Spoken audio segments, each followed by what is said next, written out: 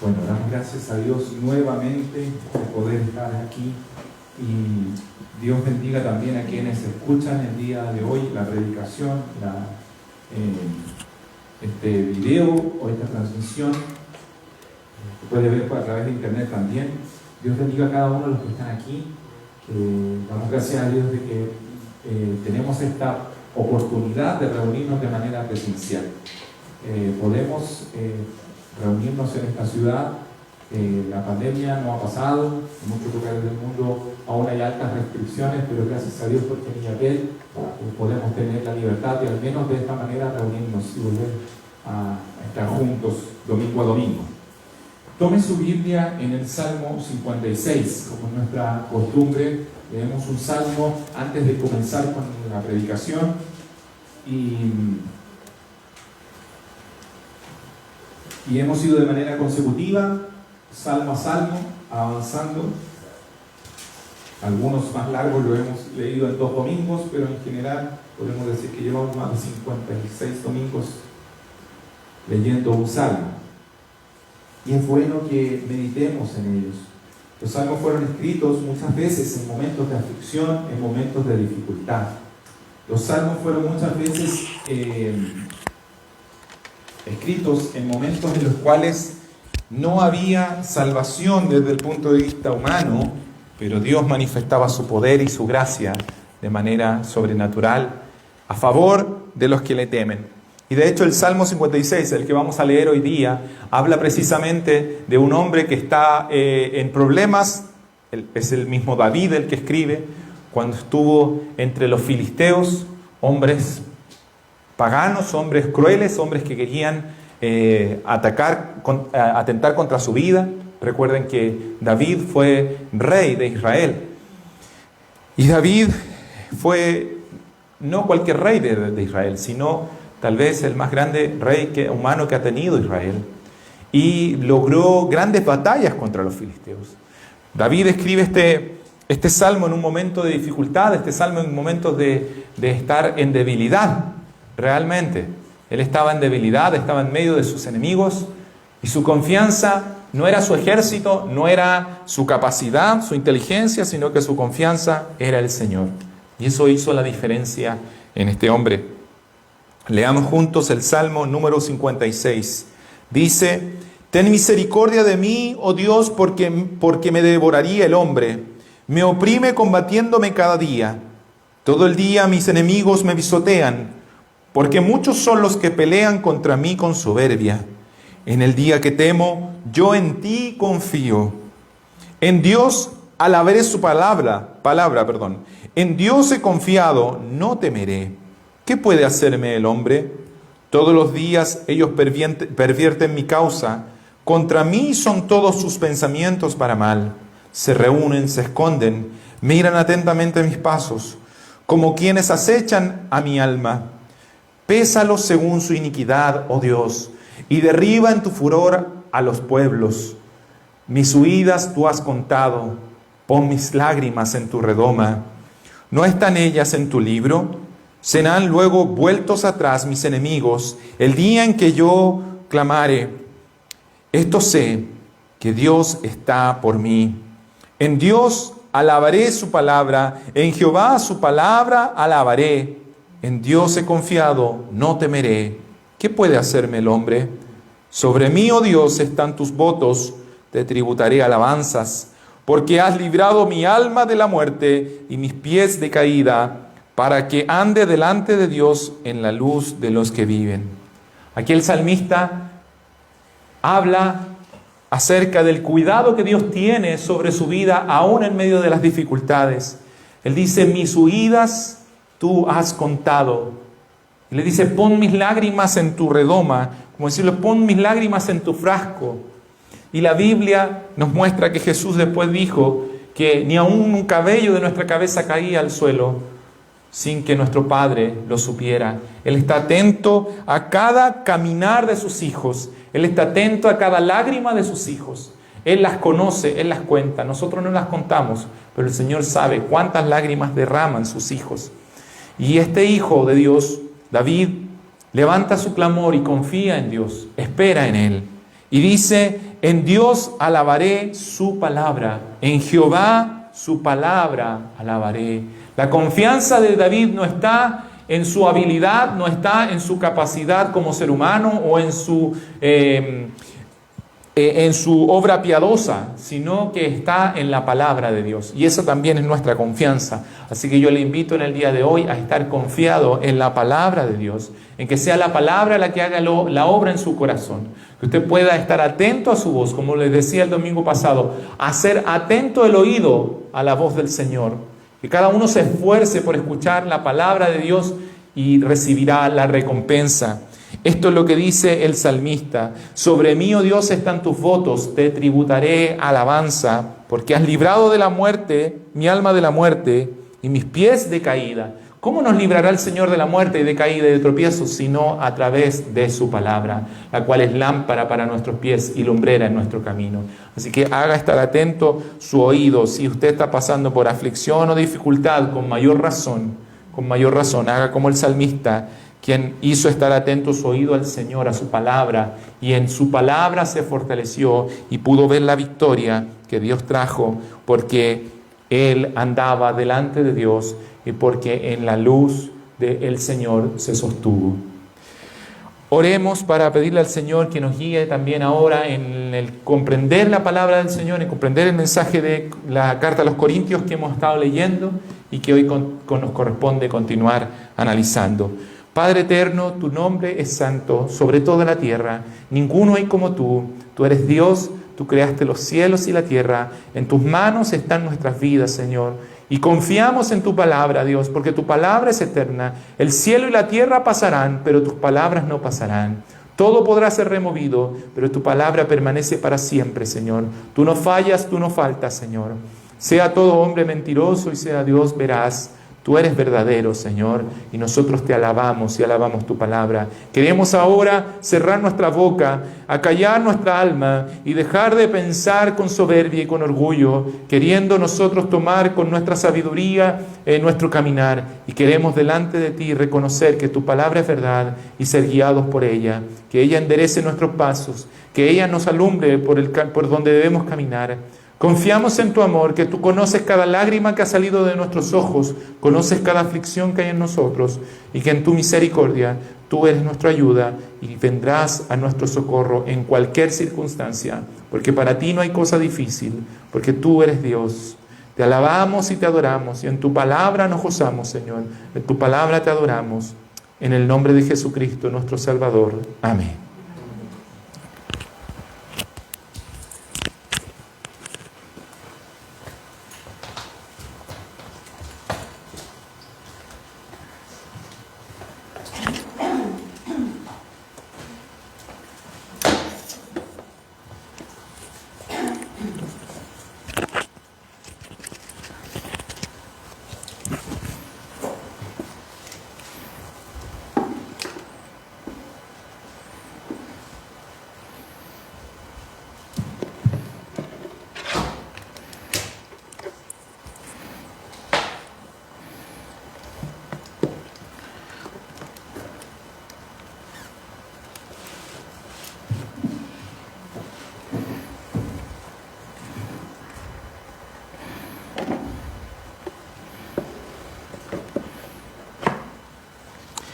¿Aló?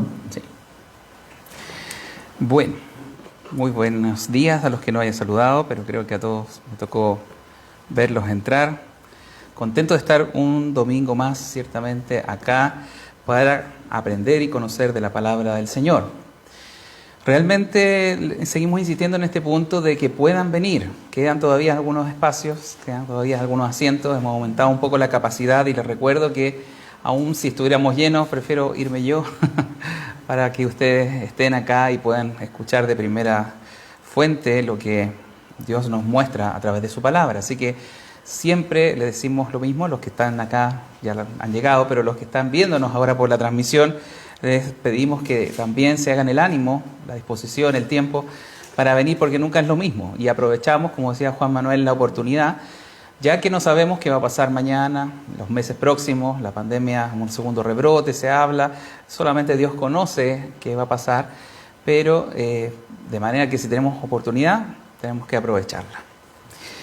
Bien, vamos a comenzar entonces a estudiar la carta en el capítulo 8, estamos de Segunda de Corintios. Esta sección que viene va a hablar de un tema que puede sonar difícil, siempre ha sonado difícil el tema del dinero, de dar dinero. Creo que todos tenemos muchas malas percepciones porque efectivamente han habido malos manejos de dinero en la iglesia que han salido publicitados, por lo menos en Chile, y es efectivo que hay gente que, algunos traficantes de la fe, yo les llamo, han hecho mal uso del recurso para otros fines, para otras cosas que han desviado recursos y no de la forma correcta. Pero la Biblia afortunadamente tiene capítulos como los que vamos a leer, el capítulo 8, el capítulo 9, van a ser varias semanas de hecho que vamos a tratar estos temas, porque dentro de la carta de Pablo a los Corintios, él está haciendo una solicitud especial de ayuda, de apoyo a la iglesia de Jerusalén. De manera que va a tratar el tema en extenso y nos va a permitir eso, corregir nuestras malas impresiones con respecto al dinero en la iglesia. Y eso es bueno porque definitivamente nosotros ocupamos el dinero. Nadie puede decir aquí que no ocupa dinero, que vive del trueque o del aire o de oraciones. Todos manejamos el dinero. Es algo parte de la vida, forma parte de nuestra existencia actual o moderna. Por lo tanto, conocer bien cómo se usa bien el dinero y de la manera bíblica y correcta es lo que justamente va a apuntar este texto. Y entre más rápido nosotros saquemos esa demonización que hacemos del dinero, mejor nos va a ir como individuos y también como iglesia. Por eso que es importante este tema. Así que vamos a proceder, como siempre, a leer los versículos que vamos a tomar hoy día. Va a ser del 1 al 9 en la segunda carta de Pablo a los Corintios y vamos a analizar justamente esos versículos. Y después de leerlos vamos a orar. Dice así: Asimismo, hermanos, os hacemos saber la gracia de Dios que se ha dado a las iglesias de Macedonia, que en grande prueba de tribulación, la abundancia de su gozo y su profunda pobreza abundaron en riquezas de su generosidad. Pues doy testimonio que con agrado han dado conforme a sus fuerzas y aún más allá de sus fuerzas, pidiéndonos con muchos ruegos que les concediésemos el privilegio de participar en este servicio para los santos. Y no como lo esperábamos, sino que asimismo se dieron primeramente al Señor y luego a nosotros por la voluntad de Dios. De manera que exhortamos a Tito, para que tal como comenzó antes, asimismo acabe también entre vosotros esta obra de gracia. Por tanto, como en todo abundáis, en fe, en palabra, en ciencia, en toda solicitud y en vuestro amor para con nosotros, abundad también en esta gracia. No hablo como quien manda, sino para poner a prueba, por medio de la diligencia de otros, también la sinceridad del amor vuestro. Porque ya conocéis la gracia de nuestro Señor Jesucristo, que por amor a vosotros se hizo pobre, siendo rico, para que vosotros con su pobreza fueseis enriquecidos. Oremos entonces. Señor, estamos un domingo más reunidos para escuchar tu voz a través de esta carta inspirada por el Espíritu Santo. Estamos convencidos de que necesitamos siempre de ti, que nuestra vida, Señor, sin tu persona está perdida, está naufragando, que nos equivocamos, que fallamos, que somos torpes. Y por lo mismo, ayúdanos un domingo más. Cada vez que nos enfrentamos a tu palabra, lo hacemos con reverencia. Lo hacemos sacándonos, ojalá, ideas prejuiciosas, ideas preconcebidas que no tienen que ver con lo que tú, Señor, has enseñado en tu palabra. Especialmente en el tema del dinero, un tema difícil a veces de tratar. Queremos pedirte que tú nos guíes, nos des la orientación precisa para tener esa libertad de agradarte a ti en todos los ámbitos de nuestra vida. Te lo pido en el nombre de Jesús. Amén. Bien, como decía, esto que vamos a empezar a tratar hoy día no es solamente se va a quedar en este texto, es mucho más largo y de hecho usted puede ya avanzar los capítulos 8 y 9 que tratan de este mismo concepto, de estos mismos temas.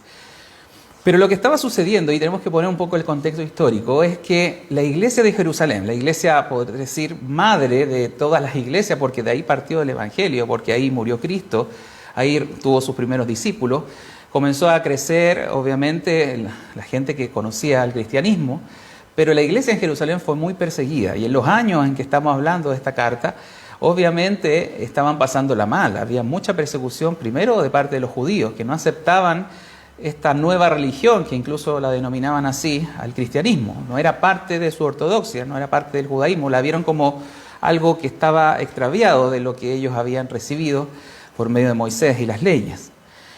Por lo tanto, Jerusalén estaba pasándolo mal económicamente, y todo el capítulo 8-9 va a hablar de un donativo que va el apóstol mismo llevar hacia Jerusalén, y lo va a requerir de muchas iglesias, no solamente de Corinto, sino iglesias de Macedonia, que vamos a ver, y muchas iglesias, porque el cristianismo se extendió por medio de él hacia todo lo que es Europa, hacia Europa, el Imperio Romano. Por lo tanto, estamos enmarcando esto en un momento histórico particular. Y por lo mismo, para comenzar a hablar el apóstol, como usted se da cuenta, comienza hablando este tema, hablando de otras iglesias. No habla directamente a Corinto, sino que le habla de las iglesias de Macedonia. No traje un mapa esta vez, pero Macedonia es la parte norte de lo que hoy día es Grecia. Y Corinto está justo en el istmo de la península de Acaya, que es el sur de Grecia. De manera que él va a estar hablando en primer lugar de las iglesias del norte de Grecia, de hoy día Grecia, porque en ese entonces se llamaba Macedonia y abajo era la provincia de Acaya, donde estaba Atenas, Corinto. Por lo tanto, parte hablando de lo que estaba sucediendo primero con las iglesias de Macedonia. ¿Y sabe cuáles son? Son también iglesias conocidas. Son la iglesia de Berea. Si usted leyó Hechos, va a encontrar Berea. Si leyó o vino a los estudios hace unos martes, hablamos de Tesalónica. Tenemos la primera y la segunda carta de Pablo a los tesalonicenses, por lo tanto sabemos qué estaba sucediendo en ese lugar. Y también la iglesia de Filipos. También por la carta de Filipenses sabemos que existió esa iglesia y qué situaciones vivían en esa zona. De manera que Pablo comienza a decir que esa zona la estaba pasando un poco mal económicamente, lo dice explícitamente en el versículo 2, y habla de cómo ellos dieron, cómo ellos habían aportado a la causa que Pablo estaba llevando a cabo, que era juntar o recolectar dineros para Jerusalén. Ahora, ¿qué es lo que tenemos que ver? ¿Cuál es lo importante de este texto? No es tanto decir, bueno, están haciendo una colecta, qué bonito, qué agradable, qué loable, sino que tenemos que ver lo que está transmitiendo el apóstol, porque no es sencillamente hacer una colecta, otra Teletón más, otra cosa que lo hemos visto en Chile, sino que hay conceptos bien profundos, por si no se dio cuenta, que están expresados ahí, que tienen que ver más bien con la forma de dar, con las motivaciones para dar. Porque dar dinero, un monto X, un monto Y, no es tanto el asunto, sino por qué razones damos. Por qué la Biblia siempre pone énfasis a la motivación, a la razón, a lo que hay detrás de cuánto usted aporta en una cajita o aporta en una colecta o trae como bienes que a veces pedimos para las necesidades de los hermanos. Es qué está detrás, qué es lo que hay profundamente. Y mire cómo parte el texto. Tenemos que partir de ese versículo 1 que dice la gracia de Dios que se ha dado a las iglesias de Macedonia. De ahí parte el asunto. Y cuando la Biblia habla de gracia de Dios, o de gracia simplemente, tenemos que conocer bien ese concepto, porque es un concepto que se repite mucho. Acá en nuestro lenguaje coloquial usamos gracia con otras maneras, con otras formas. Decimos que algo es gracioso, como que algo es chistoso o jocoso, pero gracia acá en la Biblia no significa algo de eso. A veces la gente dice, ¿cuál es su gracia? Para preguntarle el nombre, ¿no es cierto? Lo hemos escuchado muchas veces. Tampoco tiene que ver con eso la palabra gracia acá, sino que gracia significa regalo, y más bien un regalo inmerecido. Ese es el concepto. Quiero que ojalá lo anote por ahí en su Biblia, que gracia, cada vez que va a aparecer en la Biblia, tiene que ver con un regalo inmerecido, generalmente de parte de Dios. Y la forma más usual en que la Biblia usa la gracia es en general en relación a la salvación que Dios nos da, como un regalo de Dios por nosotros. También en algunos casos, en el caso preciso de este primer versículo, no está hablando tanto de la salvación, sino como una consecuencia de la salvación. Me explico. La iglesia de Macedonia, las iglesias de Macedonia habían recibido la gracia de Dios para dar. Eso es lo que está apuntando el apóstol. Y eso se relaciona con que habían recibido el favor de Dios, bueno, de llegar a ellos, de salvarlos, pero además de darle este don o un favor especial, de que ellos tuvieran, a pesar de esas circunstancias adversas, la posibilidad de dar. Por lo tanto, el concepto que aquí Pablo está explicando y está sacando a la luz es que ¿por qué razón estaban dando estos hermanos de Macedonia? No era porque fueran buenas personas, no eran porque ellos tuvieran un nivel espiritual tan alto que se transformaran en buenos dadores, sino que toda la causa de por qué damos y por qué un cristiano da es porque primero ha recibido la gracia de Dios, porque primero ha sido impactado por la obra, y la vamos a ver en el versículo 9, por la obra de gracia principal que es la obra de Cristo en nuestra vida. Si nosotros no partimos de ese punto y sencillamente pensamos que esto es una recolección más de dinero, otra Teletón de la antigüedad, no vamos a entender que los cristianos no damos porque seamos buenas personas, sino porque Dios ha venido a nuestra vida y nos ha regalado lo más preciado que Él tiene, que es su Hijo Jesucristo.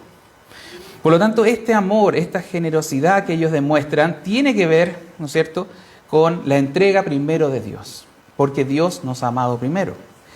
Y vemos en el discurso que Pablo hace que estas personas realmente estaban mal económicamente y estaban dando mucho más allá de lo que deberían haber dado. Mire las palabras que usa. Dice que estas personas estaban en tribulaciones, estaban empobrecidos, lo dice el versículo 2. Pero a pesar de eso, pues estaban pasándolo económicamente mal, como región, como zona. Dice que ellos tuvieron gozo. ¿Quién puede tener gozo para dar cuando está pasándola mal económicamente? Dice que dieron más allá de sus fuerzas. Destaca que no solamente esperaban un monto X o una donación X, sino que dieron más de lo que se esperaba que dieran. Y habla de que tuvieron el privilegio, ellos rogaron por participar, dice, de este privilegio de dar. Un privilegio era dar. Así lo entendían ellos. Así estas personas estaban reconociendo cuánto Dios le había dado y cuánto entonces podían o querían devolver ese amor expresado en otras cosas, en este caso en dinero. Nuevamente le insisto que tenemos que pensar cómo en realidad nosotros operamos con este tema del dinero. Porque para eso está escrito esto, para revisarnos como en un espejo. Porque realmente cuando hay alguien en problemas, en tribulaciones, en un aprieto económico, nosotros ni siquiera le preguntamos o le decimos, mire, venga a dar, tiene que dar, porque sabemos que la está pasando mal y muchas veces puede ser eso una molestia para esa persona.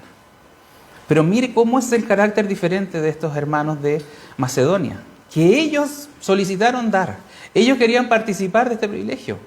Partió de la motivación de ellos, no tanto de que el apóstol, con su autoridad apostólica, les insistiera o les insinuara, como a veces vemos en otras iglesias, la manera de pedir, vamos a analizarlo también, que es equivocada. De ellos sale, de ellos surge la idea de participar de este privilegio, dar más allá de sus fuerzas y hacerlo con gozo.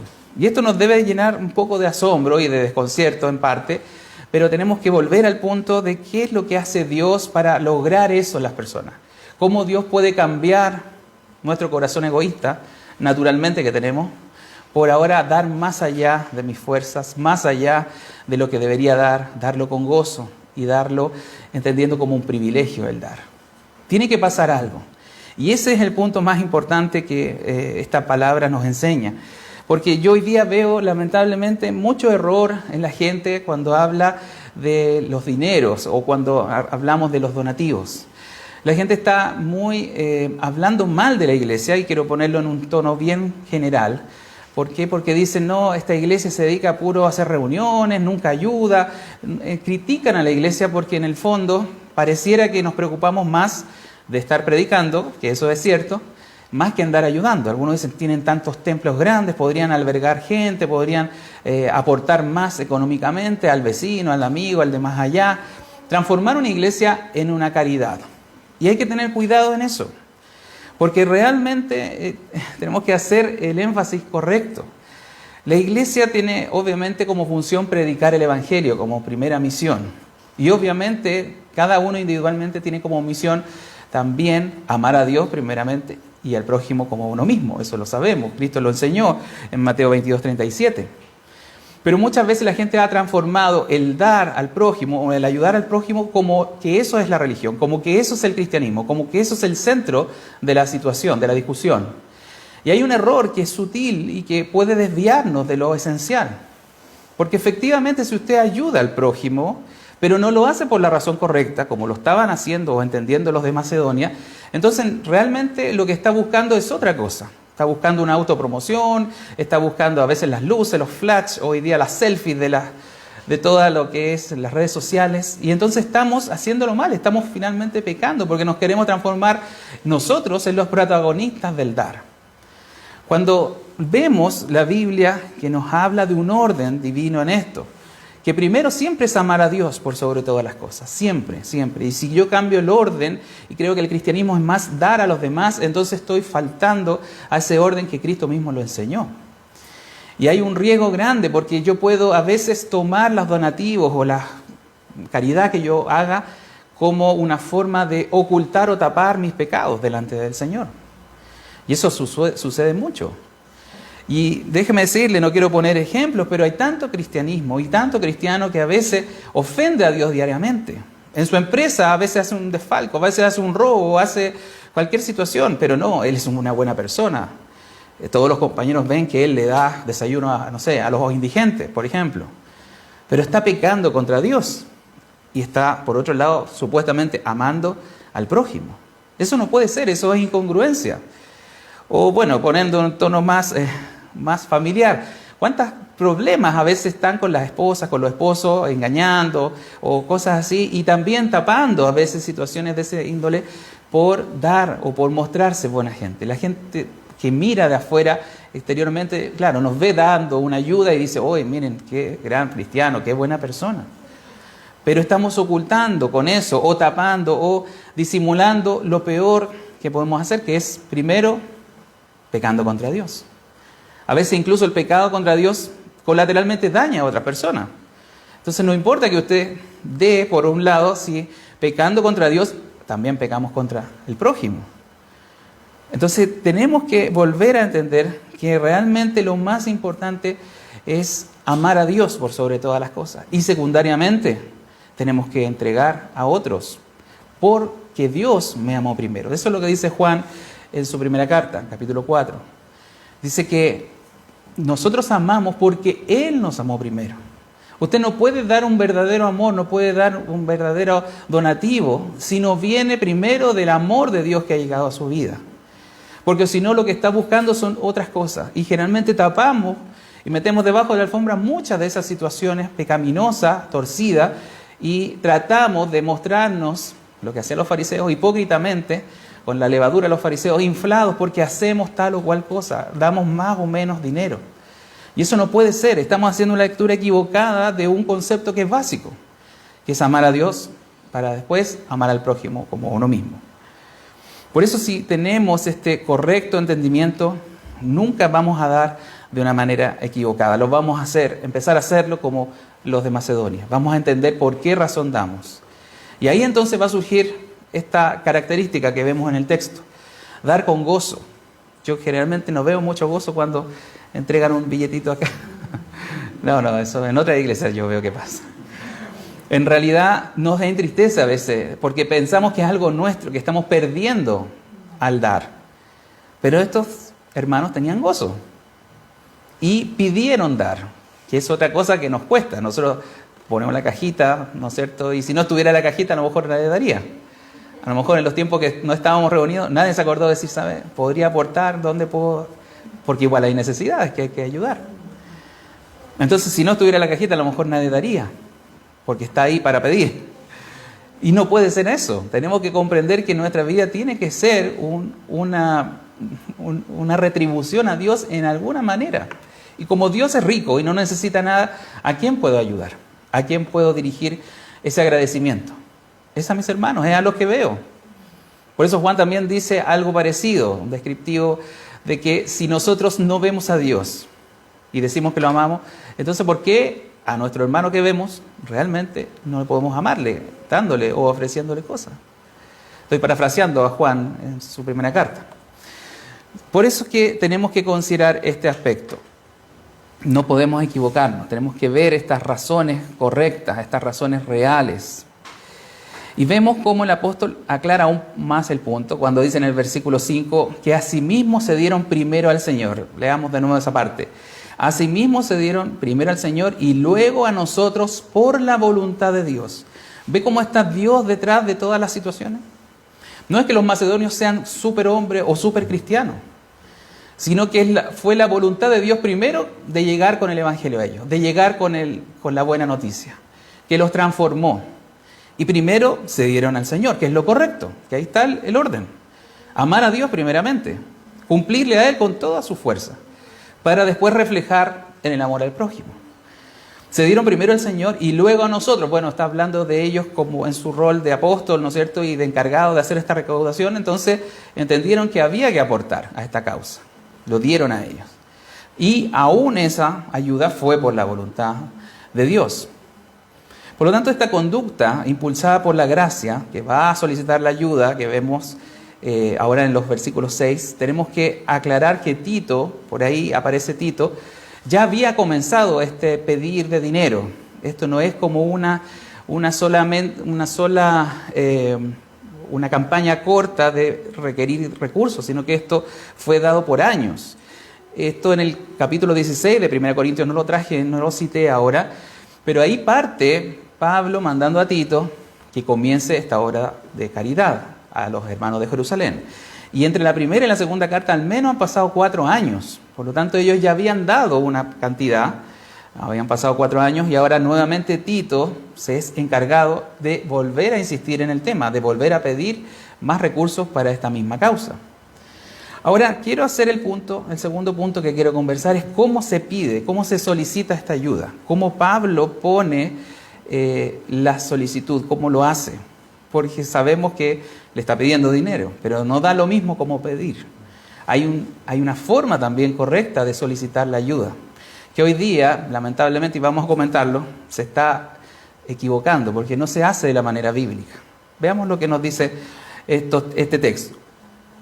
Pablo primero, como ya sabemos, le habló lo que estaba pasando con los de Macedonia, que habían comenzado a dar y a completar, ¿no es cierto?, a complementar este dinero más allá de sus fuerzas, con gozo y con esta capacidad de entender esto como un privilegio. Y aquí les parte diciendo que en la parte final del 6 y del 7, que ellos tenían más regalos de Dios. Miren lo que les dice, les da un énfasis positivo, no negativo. La comparación no está tratando de disminuir a los corintios, sino que quiere llevarlos por el correcto entendimiento. Porque les dice que ellos tienen más fe, más palabra, más ciencia, que significa conocimiento, que tienen más amor, se supone que tienen más amor por los hermanos, por Pablo. Por lo tanto, le está comparando a los corintios con los macedonios, de que ellos, que los corintios, habían recibido más bendiciones espirituales que los de Macedonia. Y ellos habían sido más bendecidos con más cosas espirituales. Nunca habla de dinero ahí, sino que solamente les dice, mire, yo sé que ellos han dado de esta manera, se han esforzado, han dado más allá, están empobrecidos, pero dieron. Y ustedes, le dice, que han sido más bendecidos espiritualmente hablando, y les destaca la fe, la palabra, la ciencia. Bueno, sabemos que ellos tenían dones, era una iglesia muy grande además, con muchas personas con dones, talento, etcétera. Les dice, ustedes son mucho más bendecidos, y yo quisiera, por esa razón, no por la comparación en sí, sino porque ustedes tienen más cosas espirituales, entonces debiesen mostrar esa bendición espiritual, retratarla en un donativo para la iglesia en Jerusalén. ¿Ve cómo Pablo hace el énfasis en las bendiciones espirituales? Y quiero hacer al tiro ese paralelo que hacen equivocadamente los famosos predicadores hoy día de la prosperidad, que hacen todo lo contrario, hacen un negocio con Dios. Le describen a usted una propuesta que yo diría que es hasta indecente, que es una propuesta egoísta, basada en exaltar nuestro deseo por obtener cosas de Dios. Le dicen, mire, usted dé a Dios para que Él le bendiga. Ponga una semilla aquí para que prospere, porque Dios va a bendecir esa semilla. Y la semilla, lo que están llamando semilla, es el dinero. Usted tiene que sembrar, y ahí entonces Dios le va a dar. Pero ¿qué es lo que hay detrás de ese lenguaje, de esa forma? No están hablando de bendiciones espirituales, que Dios le va a prosperar espiritualmente, de dinero y Dios. No, le están diciendo, usted traiga dinero para que Dios le cambie el carro, para que Dios le cambie la casa, para que Dios le dé un nuevo trabajo. Están haciendo un negocio, finalmente. Un negocio lisa y llanamente, un convenio contractual. Yo doy una apuesta a Dios. te doy y tú me das. Y eso no puede ser. Aquí en ningún caso están hablando de que Dios les va a bendecir con recursos materiales. Le está destacando los recursos y las bendiciones espirituales que le ha llegado a los corintios, por gracia de Dios. Por lo tanto, nunca podemos pensar que Dios, porque usted da, va a darnos algo económicamente hablando. Porque no es así. Porque primero Dios está preocupado de su alma, de su prosperidad espiritual. Por eso ese versículo dice que Dios está buscando nuestro crecimiento espiritual. No me acuerdo ahora, amados, quiero que seas prosperado en todas las cosas, ahí me acordé. Dice, amados, yo deseo que prosperes en todas las cosas, así como prospera tu alma. Y la prosperidad de mi alma no es en términos económicos, sino principalmente espirituales. Pero hoy día los traficantes de la fe le dicen, no, mire, compare a este hermanito, por ejemplo, hacen la comparación, como aquí Pablo está comparando, compara a fulanito X, que dio tanto y ahora cambió el auto. Compara a fulanito Y, que dio tanto y ahora cambió la casa y tiene un buen trabajo. Y yo lo viví en alguna iglesia una vez que fuimos de vacaciones a Argentina, entramos a una iglesia, no le voy a decir cuál, pero eso era lo que llevaban al paciente, al personaje al altar o al estrado a publicar su testimonio. Que yo di tanto y ahora Dios me trajo esto, me trajo esta bendición material. Por lo tanto, hacen eso es la comparación que dan. Un ejemplo, aquí tenemos al hermanito tanto, dio tanto y mire cómo Dios le dio. Entonces se transforma todo en un negocio, solamente en un objetivo económico, cuando Dios está más interesado en nuestra realidad espiritual, nuestro beneficio espiritual, en fe, en ciencia, como decíamos, en conocimiento de Dios. Tenemos que destacar que esas son las cosas que Pablo está comparando, no el dinero. Y estos falsos apóstoles además piden con esa autoridad arrogante de que si ellos le dan la bendición, si ellos dan o aprueban su dinero que da, entonces por causa de ellos eso va a ser posible. Y miren lo que está diciendo el apóstol ahí, lo dice completamente al revés. Vamos al texto, dice, no hablo como quien manda. Él no está pidiendo y haciendo esta solicitud a pesar de que tiene la mayor autoridad de cualquiera de los chantas que hoy día andan dando vueltas. Él sí que tenía la autoridad apostólica, a él se le apareció Cristo, él quedó ciego y fue recuperado, y él hacía milagros como ningún otro he visto, de los de ahora me refiero. Por tanto, con toda esa autoridad él dice, no hablo como quien manda, versículo 8, sino para poner a prueba. ¿Pero quién les va a poner a prueba? ¿En qué sentido? Dice, por medio de la diligencia de los otros, de los de Macedonia, también quiero probar la sinceridad de vuestro amor. Ni siquiera lo está probando porque son más pudientes o menos pudientes, tienen más recursos o tienen menos recursos. Corintios sí era una ciudad de comercio, de intercambio comercial. Eran dos puertos, Cencrea y no me acuerdo el nombre del otro puerto, donde pasaba mucho comercio y eran ricos por eso, tenían mucha prosperidad. Pero él no lo está diciendo porque los quiero comparar en cuanto a quién tiene más billete o quién tiene más dinero. Sino quiero comparar su amor, y volvemos al punto del amor por Dios y el amor por los hermanos. Ese es el acento, ese es el énfasis que hace Pablo. No el aspecto netamente económico, sino que la economía va supeditada a los cambios que Dios ha hecho en mi vida, al amor que yo tengo por Dios y secundariamente por mis hermanos. Por eso que esto es diferente, por eso que tiene que ser así. La forma de entregar el dinero no debe estar motivada por mostrar cuánto doy. Hoy día está plagado de redes sociales mostrando lo que hace. Incluso algunos candidatos, no voy a decir sus nombres, candidatos de la zona y de otras partes, de cuán buenos son. Pero eso el cristiano no debe darle mucha importancia. Porque nosotros sabemos por qué damos, sabemos por qué lo hacemos y sabemos para quién lo hacemos, porque primeramente es para Dios. De manera que no podemos equivocarnos en este aspecto. Y veamos la última forma correcta que Pablo pone acá. La última forma, y yo creo que la más importante, es el versículo 9, que es por la razón superior y suprema de por qué los macedonios habían cambiado, por qué los de Corinto tenían que destacar el amor en dar. Porque dice, ya conocéis la gracia de nuestro Señor Jesucristo, que por amor a vosotros se hizo pobre, siendo rico, para que vosotros con su pobreza fueseis enriquecidos. Lamentablemente este versículo, nuevamente tengo que decirlo, estos tramposos que hacen trampa con la Biblia, incluso en la mano, ocupan este versículo para decir, ve, ahí está escrito, se hizo pobre para enriquecernos. Entonces, ahora podemos ser ricos, porque ahí lo dice, está claro, con su pobreza nos enriqueció. Jesús nos está haciendo rico y quiere que seamos enriquecidos en lo monetario. Pero eso es desconocer realmente quién es Cristo y qué ha hecho por nosotros, es perder el norte, es extraviar la brújula completamente. Esto no se trata, este versículo no está hablando, aunque está en un contexto de recaudar dinero, el principal énfasis ha sido el amor. Y ese es el concepto. Cómo Dios nos ha amado, cómo Dios se ha dado por nosotros, que por amor sufrió y eso ciertas cosas, y lo vamos a analizar. Note que esto es mucho más profundo que el dinero. Y nuevamente parte usando el concepto de la gracia de nuestro Señor Jesucristo. Y como ya le dije, la gracia significa regalo. Es el primer punto que siempre debemos recordar, que hemos recibido de parte de Dios. Hemos recibido a Cristo. ¿Y qué significa recibir a Cristo? Bueno, que usted estaba perdido, estaba muerto, como recién leyeron, en delitos y pecados, que usted estaba condenado al infierno. ¿Y sabe lo que hizo Dios? Mandó a un hombre, a su Hijo. Mandó a Dios encarnado en un hombre. ¿Para qué? Para que todo nuestro pecado recayera sobre Él en la cruz.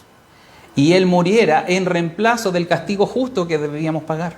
En reemplazo de lo que Dios debería habernos hecho, que es mandarnos al infierno. Ese es el mayor regalo. Ese es el regalo de Jesucristo. Porque no hay nadie que busque a Dios. No hay nadie que realmente ame a Dios, a no ser que Dios nos ame primero. Y venga con esta noticia que es el Evangelio, la buena noticia de Dios, de que para no condenarnos, para no mandarnos al infierno, manda un reemplazante, un vicario, a eso le llamamos vicario, alguien que toma mi lugar. Y ese es Cristo. Y ese es el amor de Dios, como nos dice el famoso versículo de Juan 3:16. Porque de tal manera amó Dios al mundo, que ha dado a su Hijo, para que todo aquel que en Él cree no se pierda, mas tenga vida eterna. Ese es el resumen de lo que hace Jesús. Y aquí nuevamente Pablo está citando que lo mejor, que es lo que Dios nos ha dado, ha sido esta gracia que es Jesús mismo. Lo segundo que hay que hacer notar cuando el apóstol habla de riqueza y pobreza, es que Cristo en un determinado momento, en la eternidad pasada, Él tenía todo. Y Dios siempre lo ha tenido todo. Nunca le ha faltado nada. Él tenía autoexistencia. Nadie lo hizo nacer. Nadie le regaló la vida como a nosotros. Él era todopoderoso, tenía toda la capacidad, no tenía falta de poder como para que nosotros le agregáramos algo. Él ha creado todas las cosas y aún con ese poder, si le faltara algo que estuviera con necesidad, lo crea al instante. Su amor, que a veces la gente dice, no, es que Dios necesitaba de nosotros para que le diésemos amor. Error, porque Dios en tres personas tenían un amor pleno. Entre ellos estaban satisfechos en todas las necesidades y aún en el amor no necesitaban que alguien les diera amor. En alabanza o en reconocimiento, tiene a los ángeles, como dice Apocalipsis, que todos los días, día y noche, le dicen santo, santo, santo. Entonces, ¿qué necesidad tenía Dios de nosotros? ¿Qué necesidad tenía de que nosotros existiéramos o que permaneciéramos en el planeta? ¿Había alguna necesidad para Dios? No, esa es la verdad. Nosotros no le hacíamos falta en nada. Y eso suena duro y suena a veces agresivo. Nos molesta, porque nos sentimos importantes, nos sentimos parte de este mundo. A veces he visto por ahí un meme de un Jesús que está con un dinosaurio y dice, hoy debería haber dejado los dinosaurios. Bueno, son cosas que uno ve en la red, en la farándula de las redes sociales, pero de repente uno dice, bueno, sí, en realidad, ¿qué le aportamos a Dios? Nada, no tiene necesidad de nosotros. Es el ser más importante. Y ese ser más importante, ese Jesucristo estando en la gloria, donde no tenía ninguna necesidad, decide solamente por amor venir a este mundo. Y despojarse. Y ahí se entiende el empobrecerse. Se hizo pobre. Dejó todos esos privilegios. Dejó todo lo que tenía. Su gloria, su nivel exaltado, cualquier cosa que usted pueda pensar de Dios, eso lo dejó solamente por amor, no por ninguna necesidad, porque nos quería. Pero nosotros no le aportamos nada, no lo hacemos más Dios a Él por venir y hacer eso. Él no cambia en nada, solamente nos cambia a nosotros. ¿Entiende la diferencia y entiende la magnitud de estas diferencias? Mira, hace un tiempo hay una película que es de Murphy, parece, de un príncipe en Nueva York o algo así, tiene el nombre, no me recuerdo bien, pero mostraban a un príncipe de África con mucho dinero que venía a Nueva York, se despojaba de esa ropaje real y se ponía como cualquier neoyorquino a trabajar y empieza a vivenciar lo que viviría cualquier persona normal. Bueno, el guión es bastante pobre en eso, porque comparado con lo que estamos viendo, a eso me refiero. Porque ahí un hombre con privilegios se hace de ciertos privilegios, pero vuelve a ser otro hombre con menos privilegios. Pero la diferencia con Dios es abismal, es incalculable. Porque Dios ha creado todas las cosas, Él es el dueño de todo, nosotros no somos peor que una hormiga a nuestro criterio. No somos nada para Él. No somos nada en el sentido de algo que le sirva, que algo podamos otorgarle. Él está en el cielo exaltado y nunca ha tenido carencia de nada. Y aún así, Cristo vino y se hace un despojo, se empobrece. Una pobreza real también, tenemos que decirlo. Si lo vemos en términos económicos, también se hizo pobre. Porque ¿dónde nació? ¿En la clínica alemana? ¿En Las Condes? ¿Con el mejor pediatra? Nació en un establo hediondo, a estiércol, donde su cama fue un poco de paja, seguro, donde estaba sucio, con animales, con deposiciones. Desde su nacimiento mostró pobreza, realmente pobreza también en lo material. Y su vida, ¿no es cierto?, no fue la de un rey, a pesar de ser el rey del universo, aquí en la tierra. Sus hermanos muchas veces lo ofendieron, no creían en él. Tuvo mucha tribulación, angustia. No fue considerado, decían de Nazaret, ¿puede salir algo bueno?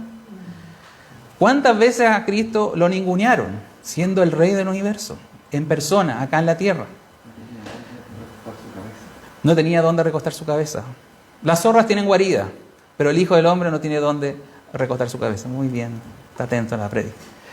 Así es, lo dijo Juan. Y realmente, físicamente también sufrió dolores. Tuvo hambre, tuvo sed, andaba a pie recorriendo las ciudades. ¿Ya? Todo eso lo vimos y lo ve usted en las películas que vemos Semana Santa. Él se despojó de todo eso, no le importó perder eso. A veces nosotros deseamos eso, la prosperidad económica, la tranquilidad, la felicidad, ¿no es cierto?, las vacaciones en el Caribe, la caipiriña ahí, pasarla bien, no tener ni una preocupación. Dios no tenía ninguna preocupación, estaba en el estado mejor de cualquiera, sin necesidad de nada. Estaba en el cielo tranquilo. Pero Él se despojó de todo eso. Se hizo pobre. ¿Para qué? ¿Qué dice el versículo? Para enriquecernos. Y entonces, ¿cómo nos enriquece?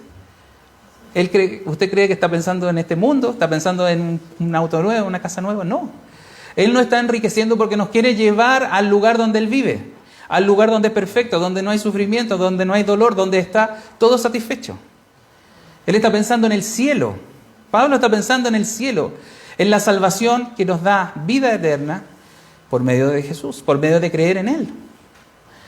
Entonces no podemos perdernos en este versículo, porque realmente nosotros estamos muchas veces pensando acá, en la tierra, solamente en términos naturales. Pero Cristo vino a darnos una vuelta, a decir esto es transitorio. Si aún sufres aquí es por momentáneo. Yo te voy a llevar al cielo. Yo vengo a llevarte al mejor lugar que existe en el universo. Y si no vemos eso, si no vemos que para eso vino Cristo, para eso se rebajó y perdió todos sus privilegios y aún fue afrentado en la cruz, si eres el Hijo de Dios, despégate de esa cruz, baja de esa cruz, etc. Y tantos insultos que recibió, tanto sufrimiento que soportó, solamente por amor, porque no les ofrecíamos nada bueno, ni siquiera éramos buenos para que le ofreciéramos algo. Entonces realmente su sacrificio es inconmensurable. Es decir, no tiene forma de cuantificar cuánto Él ha hecho por nosotros. Y si no vemos eso como la mejor riqueza, no vemos eso de irse al cielo como la mejor privilegio, entonces usted no está entendiendo lo que Dios hizo, lo que Jesús hizo por nosotros. No vemos la profundidad, no vemos el sufrimiento, la pobreza real que vivió, es porque estamos realmente desenfocados. Nuestro pensamiento en fondo no es cristiano. Bien, no quiero ni disminuirlo, ni dejarlos tristes, pero vamos a dejarlo hasta aquí. Pero tiene que hacer una reflexión, y creo que esa es nuestra aplicación final. Cuando damos recursos, cuando a veces se pone la cajita, cuando a veces se hace una campaña, uno no puede siquiera pensar en dar si no es movido por un agradecimiento profundo a Dios. No debería un cristiano dar por otra razón que no fuera por agradecerle a Dios. Y si lo hago, llego a dar la cantidad que sea, ni siquiera debo enorgullecerme. Porque siempre es para la gloria de Dios, porque Él ha venido a cambiar mi corazón egoísta. Porque Él me sacó de esa forma muy, ¿no es cierto?, de luces hacia mí, de autorreferencia hacia mí, por una caridad, un donativo, ojalá anónimo, ojalá sin miramientos, sin esperar recompensa, sino para darle la gloria a Él por haber cambiado mi vida. Tenemos que efectivamente cuando dar, mirar a Cristo, porque Él fue la prueba más grande de amor por alguien, porque Él vino a dar su vida, porque Él vino a darlo todo, porque no reservó nada. Y eso es realmente incomparable. Si yo en algo puedo agradecer eso, si sea dinero, sea tiempo, sea lo que sea, entonces tengo que verlo así, tengo que pensarlo así, porque de otra manera en realidad estoy pensando sin darme cuenta lo grande que ha sido ese amor, lo grande que ha sido lo que Dios me ha dado. Y tenemos que mirar así nuevamente el concepto de dar, que volvemos al punto inicial, el concepto de para qué recaudamos recursos, para qué hacemos lo que hacemos, qué hago con mi vida, qué hago con mi tiempo, qué hago con todo lo que pasa por mí, ni siquiera es mío. Y todo lo que he recibido siempre es bendición de Dios. Pero el mundo está egoísta, el mundo está, ¿no es cierto?, muy individualista y quiere todo para él, todo para satisfacerse. Pero Cristo nos enseñó y la palabra una vez más nos dirige hacia Él, nos cambia y nos transforma para cambiar nuestros criterios y sacar todo lo que aprendimos del mundo y todo lo que recibimos desde chico, que generalmente no es bueno, para dirigirme hacia Dios. Oremos por esto. Señor, te damos gracias porque tu palabra es verdad, Señor.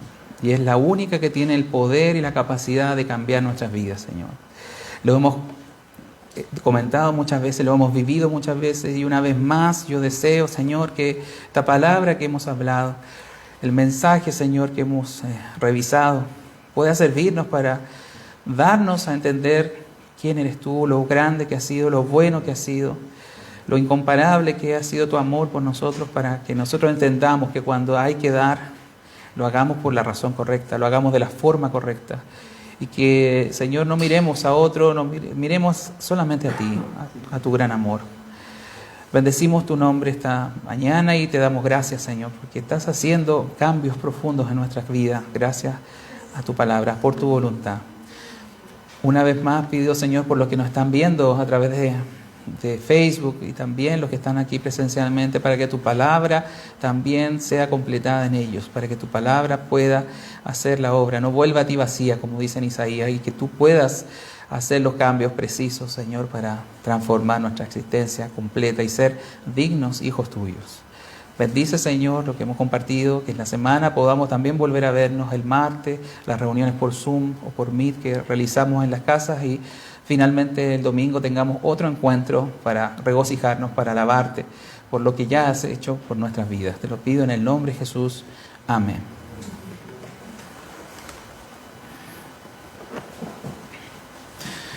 Bueno, con esto vamos a despedir de los que nos están viendo en Facebook. Seguimos insistiendo en que trate de venir, de que se haga un tiempo, hay cupos disponibles y los vamos a hacer si fuese necesario, si no los hay. Y dar gracias a Dios por la oportunidad de revisar su palabra, de estar reunidos. Ahora vamos a poder cantar y recaudar también algo de lo que hablamos. Nos estamos viendo entonces el próximo martes y domingo.